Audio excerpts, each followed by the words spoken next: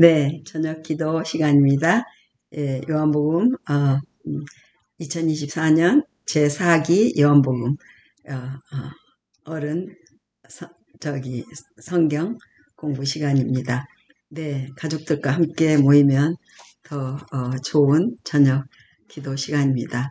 13가까지 있고요. 지금 6과 제6과 수요일 저녁 시간입니다. 네. 목차는 이렇습니다. 1과는 길을 보여주는 표적들, 2과 신성의 증거들, 3과 배경이야기 서론, 4과 예수가 메시아이심을 말하는 증인들, 5과 사마리아인의 증인, 6과 예수에 대한 더 많은 증언들. 네, 증언입니다. 전부. 연구 범위는 요한복음 3장 3절로 25절, 3장 25절로 36절, 또 1장 32절로 36절, 다니엘 7장 18절, 요한복음 6장 51절로 71절, 5장 36절로 38절, 7장 37절로 53절. 네, 여유 있는 성경 구절을 읽으면 좋겠습니다. 기억절로는 내가 땅에서 들리면 모든 사람을 내게로 이끌겠노라. 요한복음 12장 32절. 모든 사람을 내게로 이끌겠노라.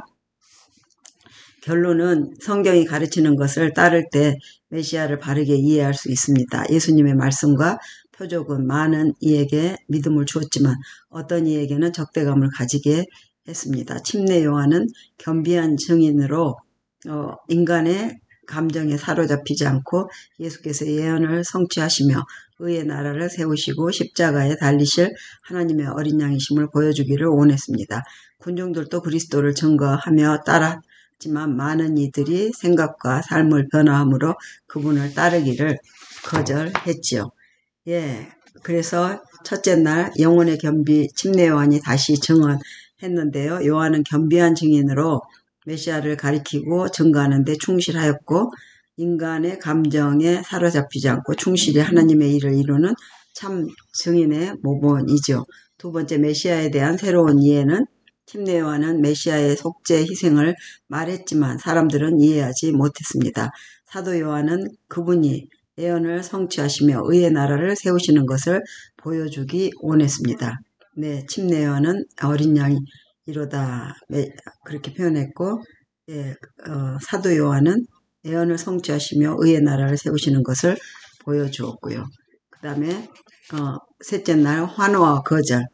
주님이 세상의 기대와 맞지 않을 때 사람들은 생각과 삶을 변화하기를 거절하고 그분을 떠났지만 제자들은 그분이 메시아라는 믿음을 고백하며 그를 따랐다. 네, 그분들은 바로 옆에서 우리 예수 그리스도를 보았습니다. 그 다음 오늘 아버지의 증언입니다.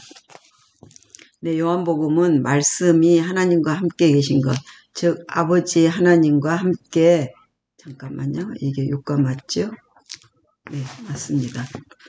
제가 몇 번 읽어서 그런지 자꾸 다시 읽어서 네, 하나님과 함께 계신 것에 대해 이야기하면서 시작한다. 요한복음 1장 1절 말씀이 육신이 되어셨을 때 성령은 침례를 받으신 그분 위에 머무심으로 예수님에 대해 증거하셨다.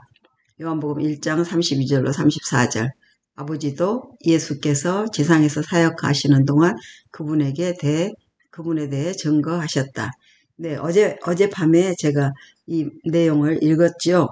그래서 아버지는 태초부터 말씀과 함께 계셨으며 예수의 사역의 중요한 순간마다 그에 대해 증언하셨다. 특별히 십자가의 증언은 어린 양의 위대한 희생을 가리킨다 하고 읽었습니다.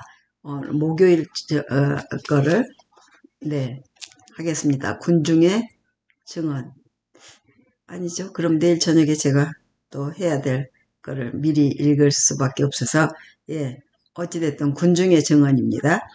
군중들은 그분을 그리스도 모세가 예언한 선지자라고 했습니다. 지도자들은 반박하고 체포하려 하지만 니고데모는 예수를 위해 증거하여 자신의 믿음을 나타냈다. 네, 이건 내일 저녁에 읽고 어제 저녁에 아버지의 증언을 제가 읽었길래 바로 화요일 저녁 또 읽었네요. 네, 하루를 이렇게 제가 어떻게 건너다 보니까 또 읽고 하기를 두 번, 세 번 하게 되네요. 월요일은 메시아에 대한 새로운 이해. 제가 성경책 읽어가면서 차례차례 한국말은 했습니다. 근데 어제 저녁, 화요일 저녁에 수요일 거를 읽었군요. 그래서 환호와 거절을 화요일 저녁 거를 오늘 읽겠습니다.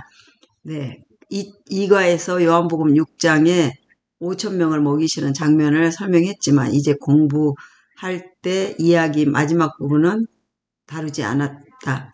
요한복음 6장 51절로 71절을 읽어보면 예수께서 무엇을 말씀하셨기에 사람들이 받아들이기 어려워했는가.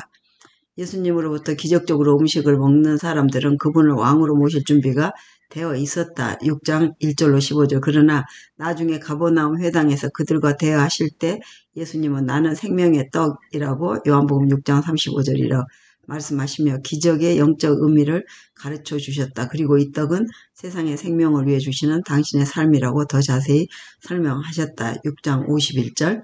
이 말씀을 들은 군중들은 예수께서 이 땅의 왕이 되지 않으실 것이라는 사실을 눈치채기 시작했다. 예수님은 이 세상의 생각이 고안한 기대와 맞지 않았다. 그들은 사고방식을 바꿈으로 예수님을 메시아로 인정하고 받아들일 수 있도록 삶을 변화시키기를 거절했다. 이때 그분의 제자 중 많은 사람이 주님을 떠났다. 요한복음 6장 66절. 인간적인 관점에서 볼 때 그런 일은 예수님께 힘든 일이었을 것이다. 군중들의 환호는 기쁜 일이다. 누가 추앙받는 것을 마다하겠는가. 하지만 많은 사람이 떠나가고 자신의 원칙에 의문을 제기하는 것은 낙담할 만한 일이다. 군중이 떠나는 것을 본 예수님은 핵심 세력인 12제자들도 떠나고 싶은지 물으신다. 이때 베드로는 놀라운 신앙 고백을 한다. 그것은 예수께서 무엇을 하시며 그분이 누구인지 대한 또한 다른 증언이다. 주여, 영생의 말씀이 주께 있사오니 우리가 누구에게 가오리까? 우리가 주는 하나님의 거룩하신 자이신 줄 믿고 알았사옵나이다. 알았사옵나이다. 예, 6장 68절로 69절.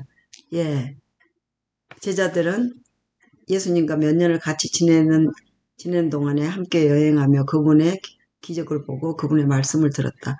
그들은 경험을 통해 예수님과 같은 분은 없다는 것을 알고 있었다. 예수님이 오신 목적은 아직 다 이해하지 못했고 주변 상황이 절대 우호적이지 않았지만 그래도 제자들은 예수가 분명히 메시아라는 확신을 가졌다.